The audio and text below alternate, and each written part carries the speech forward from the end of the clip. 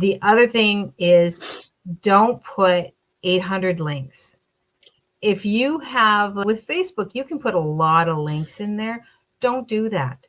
If you have I made that mistake starting out. if you have a lot of things that you promote, that's awesome. Get a link tree or a stand store and put them all together, and then use that as your link. Because when you have too many things, you look scattered. You don't look serious. What I see when I see that is you're just throwing everything at the wall and hoping something sticks.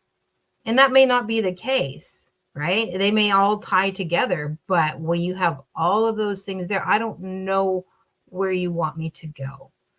Yeah. So 2 links, maybe one to a group or a lead magnet, and one to your main stand store or your main program or whatever it is that you're doing. That's usually okay, but I would never go more than 2 links.